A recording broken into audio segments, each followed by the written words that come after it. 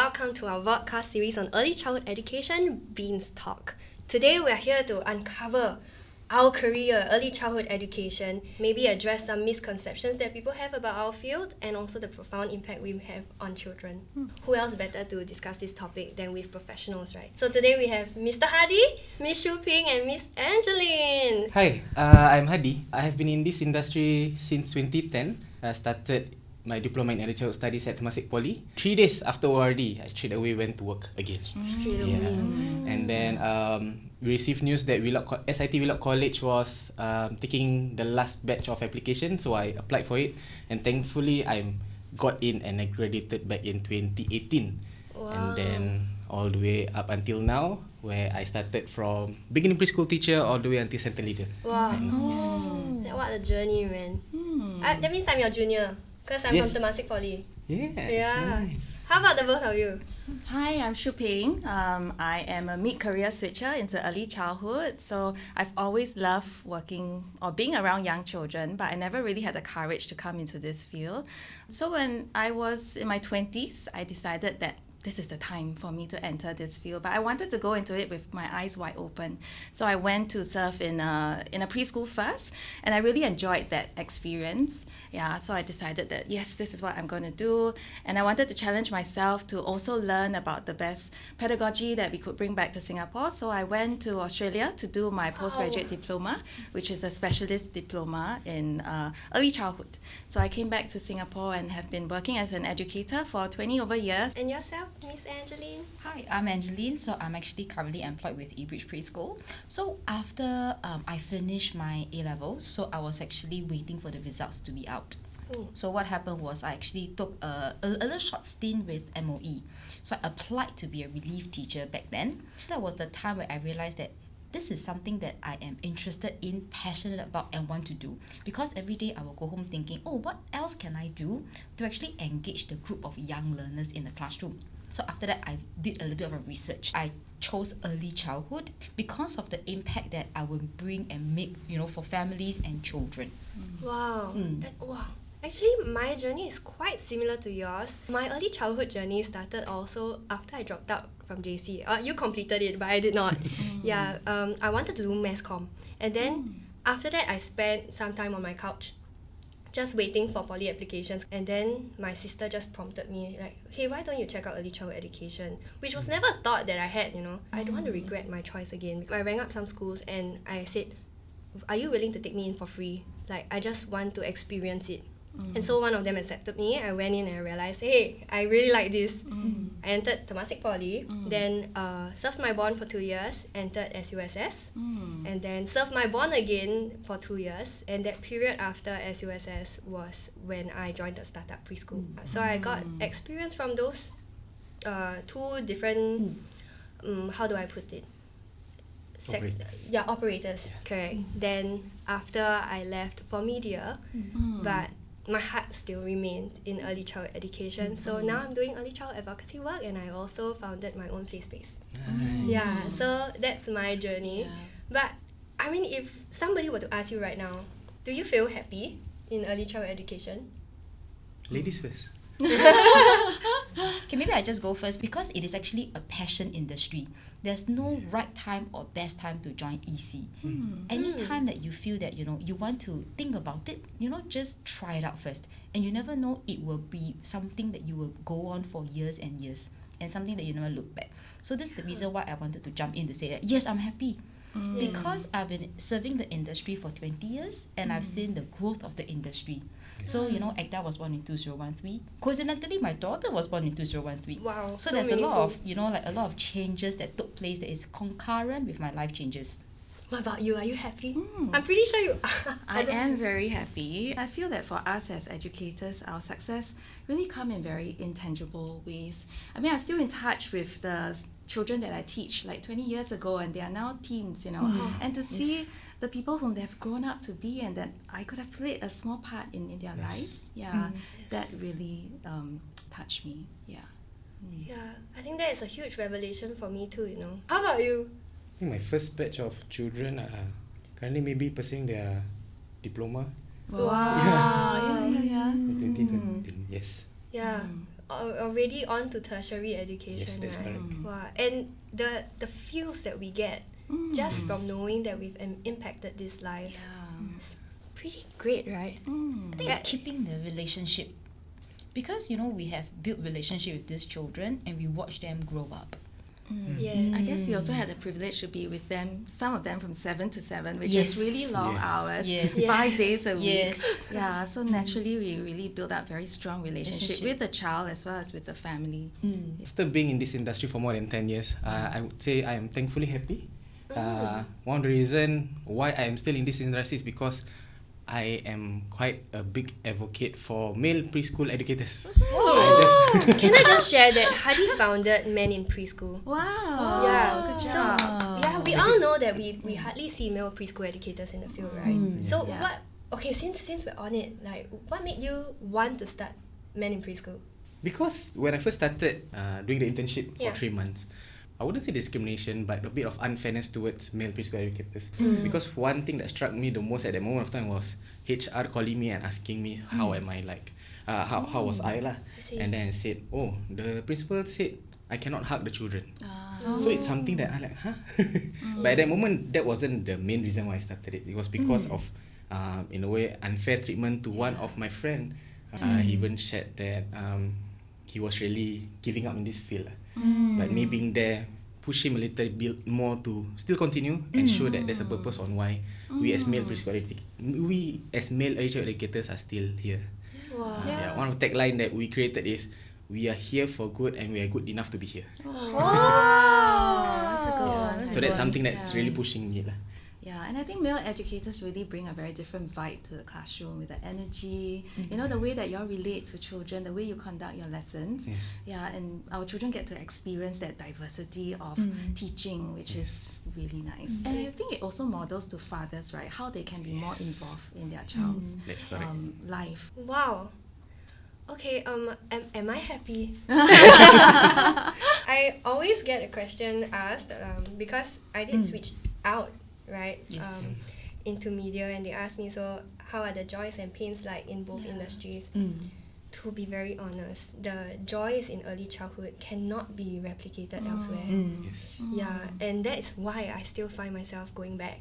Yeah, my past students, they would watch me, and their parents would film them asking, "Is that Teacher Sam?" Yeah, then I would like in embarrassment, I said, "Yeah," like, but they've never seen. I mean, they have seen the quirky side, Yes. of me, because that's what we really need to have, right, to Right. engage young children. I can The imagine childlike that your feel. storytelling skills must be epic. The Yes. way you do storytelling. Thank you so much. It is factual. Yeah. But okay, yeah. So, in terms of happiness, I am happy right now because I have a very nice blend of both. I'm working with children. I'm doing advocacy work for early child education, which I think is really important. Yes. And I'm very glad to actually see how our industry has progressed over the years. Shall we get to the juicier common beliefs and then discuss that? I'm pretty sure you all have heard of this before. The pay is not worth the hard work. Yeah. Back in 2015, my starting pay was 2,000. Yeah. But then again, I think it has already improved when I first joined, and now the starting pay is way higher than what it used to be. Yes. Yeah. What about y'all? When I first started, it was before you, so that was like 20 years ago. So what I was offered for my very first pay as a beginning preschool teacher back then was a 3-digit. After CPS, it's very minimal. Is it enough to sustain a lifestyle back then? Probably, but if nothing has done to the industry all these years, right? Yeah. I think the attraction will be very, very low. But gradually, from my time to your starting time, right, there has been a jump. Yeah, a huge A jump. huge jump. Yeah. And now they talk about now, Yeah. there has been a steeper jump. Correct. So of recent years, right, ECDA, the government has been paying a lot of attention to our sector. So our teachers, our young recruits, even people who are staying in the industry for long, right, they are getting their pay being revised, being adjusted to actually, more or so match up to the work that they are doing, to recognize the hard work. So the pay is a way of recognizing our hard work. But it does not mean that the pay is the only way to recognize our hard work. Because I think the first understanding is early childhood is a passion industry. You need more than just money, bonus to stay in the industry long term. Yeah. And if it was money that attracted people, like the sole reason, then we probably are hiring the wrong people, right? That's right. Yeah. I also took a very big pay cut because I did a mid-career switch to come into the sector. Which career was that? I was in marketing before. Oh. Yeah. So, but again, it was something that I came into with eyes open, and I know that, what I might not get in terms of monetary terms, I get other things that will fill me up, right? That will top my tank. Yeah. And these things are intangible. They cannot be measured or counted, and I think those things are really much more important. Yeah, I do agree. Like, if it was, because I have people asking me or telling me that, hey, our pay scale has jumped quite a lot. Do you want to come back, like leave media and then go back to the classroom? I told them, like, actually, it isn't my sole reason for joining. The joys I have in media will never replicate the joys I have had in early child education. Yeah, what about you? Do you think your pay is good enough? Going back to the pay, right now I am thankful. Okay. I don't think it will ever be good enough, but I think we are thankful. Yes, that's correct. With what they mentioned just now about how the industry has changed, like from 2005, 2015, currently 2025, I think the pay jump from that time when I graduated from my bachelor degree, my classmates and I were discussing, like, if we feel that we deserve more, we ask for it. It's not about, because we have degree, we ask for more. I think it's about fair compensation. Yes, right? correct. And what we were supposedly earning back in 2018 as degree holders, I think right now the fresh grads, they are earning that amount as well.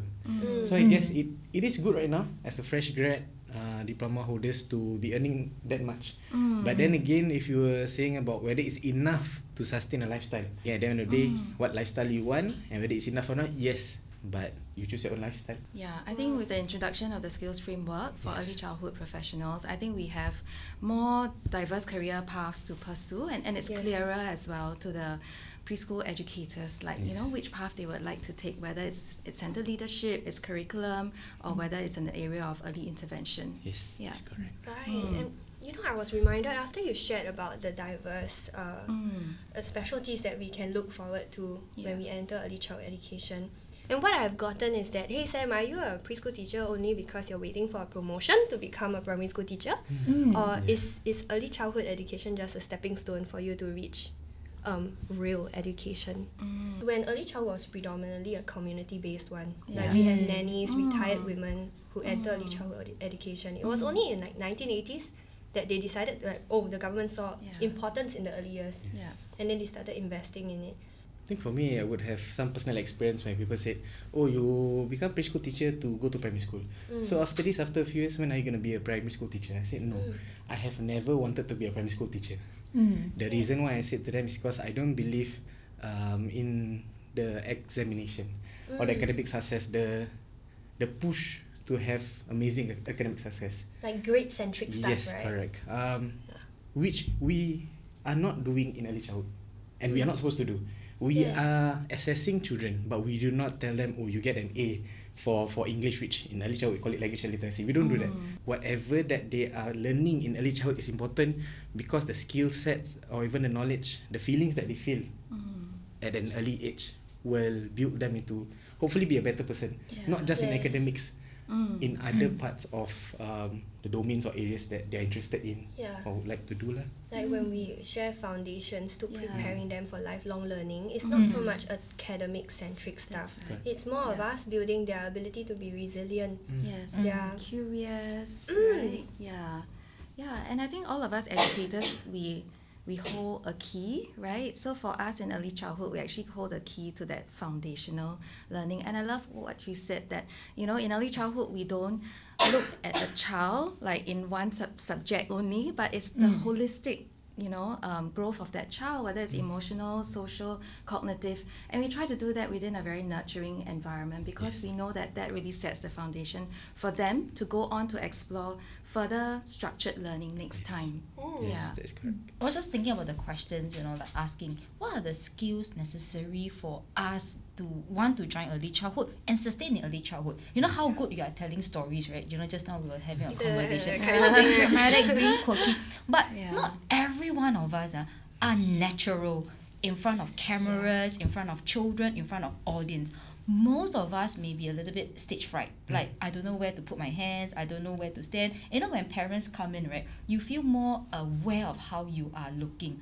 So, but it doesn't mean that that is not a good educator. So I think what a good educator has, in my own belief, when I work with people and children and everyone, is you must have a heart to work with children, because that is the way and how you sustain very long relationship with the children, with the parent, and with your colleagues. You must really have the heart. When the child fall ill or the child fall sick, you really want to find out, how can I help you?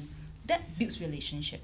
Yes. But I think while not all of us are as talented in storytelling as Yeah. Sam, Oh, right? but we shy. But we do, because of the course of our work, right? We become quite multi-talented as well. Like we all need to sing and dance, even when we are teaching math and teaching science and all that. So I guess an early childhood educator is really quite multi-talented. You need to do so many things at one time. Yes, Yeah. that's correct. I always joke about it. Like, if you're talking about engineers, we are. Yes, we are. Have you seen the cardboard structures that we can create? Yeah. Or like, if you're talking about being a hairdresser. Like, we also learn how to tie. Do you know how to tie? Yes. Oh. But not as good as female teachers. Yeah. But so many more. Like, we are an artist because we are required to be creative with young children. We are musicians because we are required to engage them in that way. Like, if they ask me, another thing that they always tell me, like, so do you teach English or what? Yeah. I'm like, actually I teach everything. Yes. And so because they have that impression that everything is compartmentalized.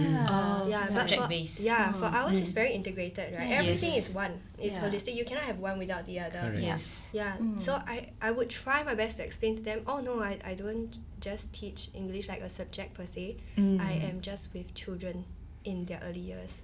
Yeah, and I help them learn foundational skills that we will learn in our teacher training. Yeah.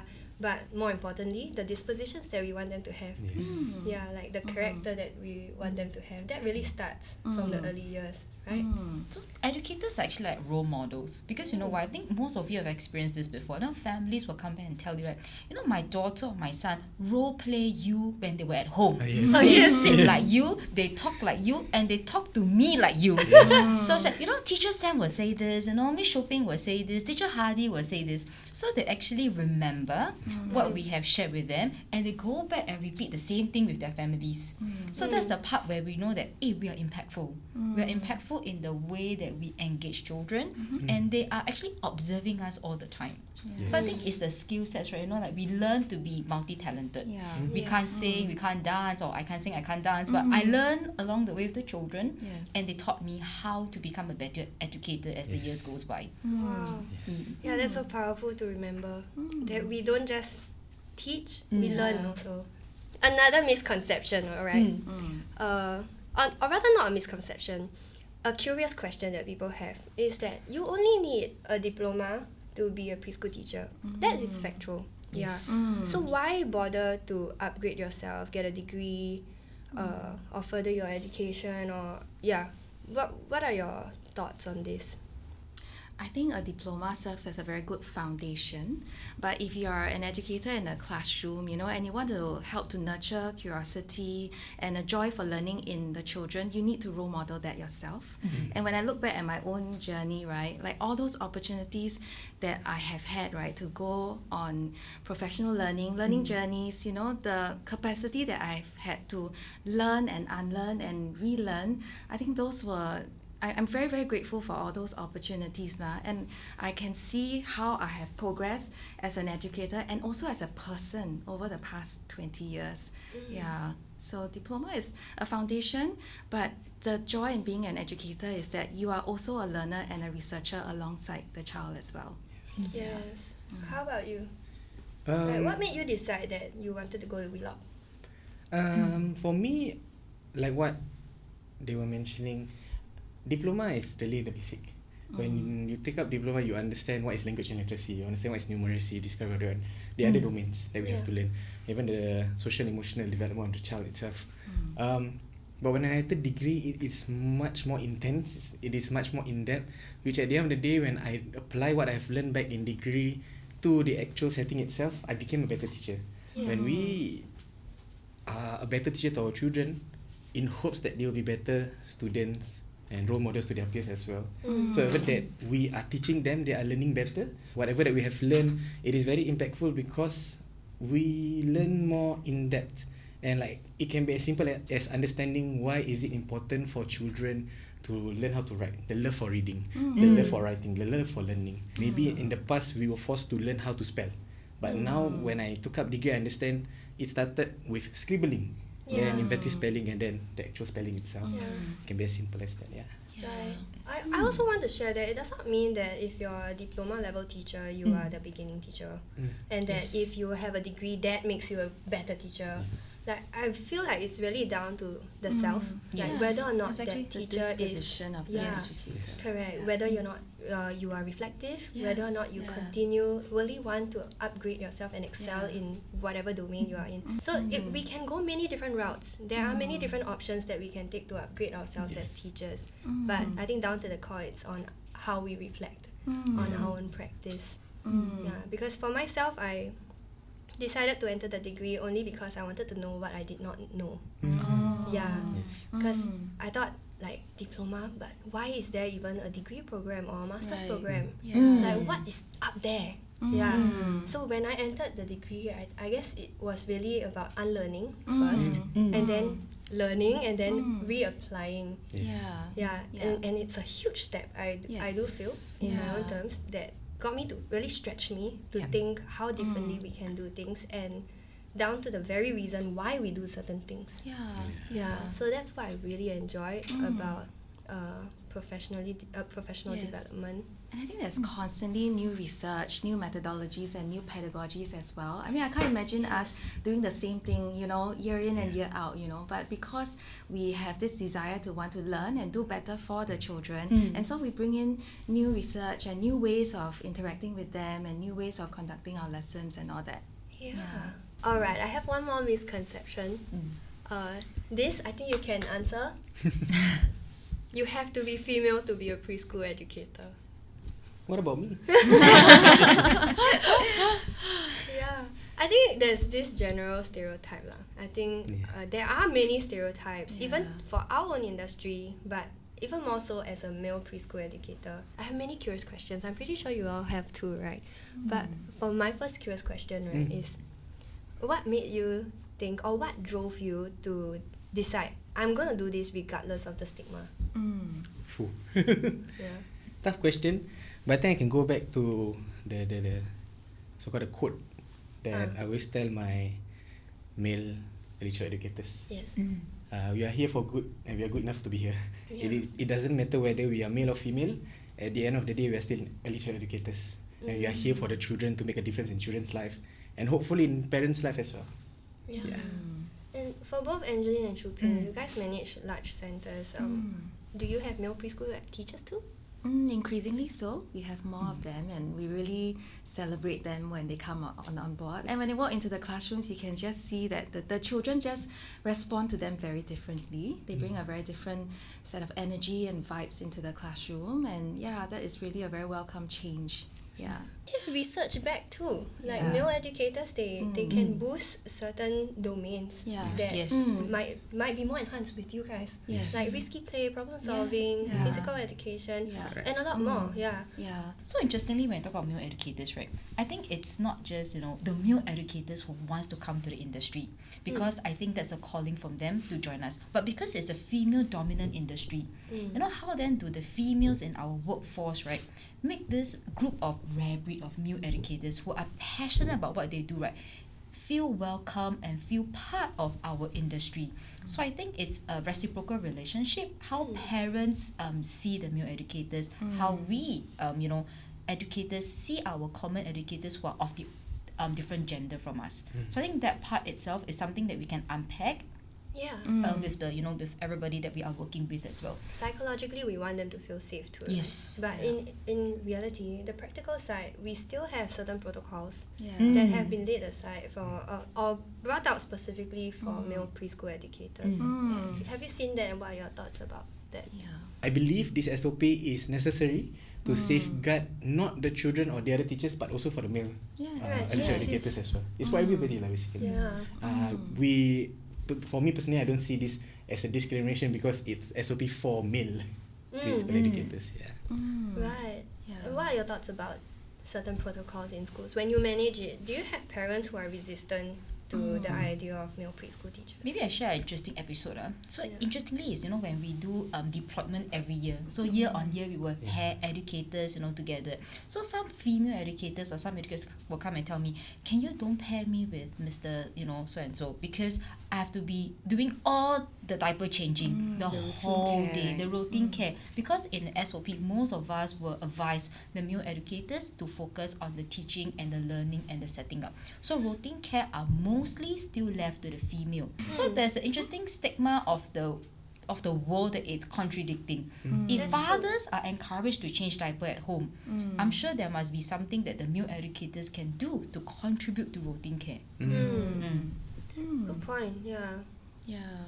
I think for ourselves also, whenever we have a male preschool educator, we have to make a very special introduction of that male preschool educator to the parents to assure them, what are the safeguards in place and all that. Yeah. I mean, both to assure the parents, but also to assure the male preschool educator that we are also a community that comes behind you to support you in your work. Also. That's true. Do you feel like there's progress with having male preschool teachers in the industry? I'm thankful that the number of male EC educators are increasing, despite the fact that in the overall population, the EC population in Singapore, we are still at the 1% or less than 1%. But there are definitely changes in terms of accepting male EC educators. If to see the promotional videos, promotional posters, not just from ECDA, from some other operators as well, they showcase a male figure inside. Probably to show to the general public that we do have male EC educators inside. Yeah. And it's fine to have them. And it also goes towards shaping societal views now, like what Yes. Angeline said, Yes. right? That how fathers can really be more involved in raising of the child together, helping out with the routine care and so on. Yeah, so to see that actually our male preschool educators are so competent and so effective at doing so in the child's early years, that the fathers also feel encouraged that, hey, actually I can do some of these things too, with my child. Yeah. Yeah, that's quite true. And it's interesting for the male educators to actually connect with the fathers. Yes. Yes, that's another lens that I always try to look at. When they have events, I think the male educators also play a very crucial role in connecting with the fathers or the male figures that actually attend this event. Yes. Yeah, that gender role, right? Yes, the gender like, role. So Yeah. as a dad, if I see that you are fully capable of connecting with my children Yes. in ways that you do, Yeah. why can't I? Yeah. Yeah, that's quite true. Yeah. So I think having male preschool educators really means a lot. Like helps us broaden our reach, to reach both mums and fathers alike. Yeah. Yeah. I would like to add about the fact that we always say it's important to have a complete family at home. It's also important to have a complete family in school. To have both father figures and mother figure inside. Oh, I love that point so much. Yeah. And I think at the end of the day, no matter what SOP we have, no matter what letters we share to parents, the best advocate for male EC educators will always be the children under their care. Oh. They will always be the one, even I would say even in PG, in N1, the Yes, toddlers, yes. the 2-3 years old, even if they cannot speak in full sentences, the way they behave when they go back home or wanting to come to school will show to their parents that that male teacher in the classroom is actually helping my child to develop. Yeah. And then when children are able to speak full sentences in N2, K1, even K2, they will share with their parents what exactly we do in school. This is where whatever they say, they know that this particular teacher, male preschool teacher, is the one doing it with them. And it's not just male, but I'm just saying that they are the best advocates for male preschool. We've definitely shared many insights on how our career looks like, but if you had one last thing to share to people watching, what would it be? For me, to all the future male aspiring early childhood educators, please do not be afraid to come to this field. whatever stereotypes that you have heard before, don't be afraid of it. Just go through with it, and whatever challenges that you face, I believe that you're going to go through it well as well. Share it with anybody near you, or you can reach out to me. At the end of the day, whatever that we do in EC, the happiness that we are feeling is going to be very satisfying. Whatever that we are feeling right now when we are inside EC, you cannot feel in any other field. So look forward to that, and all the best in EC. Wow. I guess for me, I want to maybe address the people who are interested to join the sector, or even those who are currently already in the sector. I recently read a book, that interviews like world-class athletes, and what is it that made them stay in their field, in their sports, and remain at the top of their game. And they all recall someone, a coach, right, who not just taught them technical skills, but also made them discover the joy in that sport. Yeah, and that really anchored them to stay on in that sport itself. And yeah, to throw it out to all of you that, if you could be that someone for that child, yeah, what a special role that is. Yeah, so I want to encourage you by saying that there's a lot of meaning, a lot of purpose in this role, and I hope that you can experience it for yourself. I think for me, it's the teachers trying their best to hold a class together, to look after the children's well-being, to look after the parents' request and the management workload. Putting all this together, and they have no time, no energy, and no headspace for themselves. For people who are having a burnout in that sense, right, it would be good to actually talk to people. For example, talk to the management and talk to a mentor. Like what Shuping said earlier, that someone can be the person to redirect you back, make you reflect and think, why did you join the industry in the first place? Is it for the children? Is it for the money? Or is it for the status? If it's for the children, think of how you can have some breaks in between. Yeah. Like taking time for yourself, really closing that laptop, going for a walk, being with people. So I think that's what our industry is trying to advocate, having good mental breaks so that you can sustain longer in the long run. Wow. I'm so glad that you painted such a realistic picture of our industry. I think throughout the entire video, we did share very beautiful pictures of the impact that we make as early child educators, but it does come with certain challenges that are not avoidable. I'm super excited to witness progress in our field. We have already seen it in our age gaps, right? I mean, not age gaps, but the difference in our industry, 2005, 2015 as a starting point for me. And now for 2025, we have so many different improvements made to our industry. So if you are an aspiring teacher, check out this link over here. Yeah, go to shapeourtomorrow and learn more about our industry. And with that, we are at the end of our video. Yay. Thank you so much for watching. Thank you.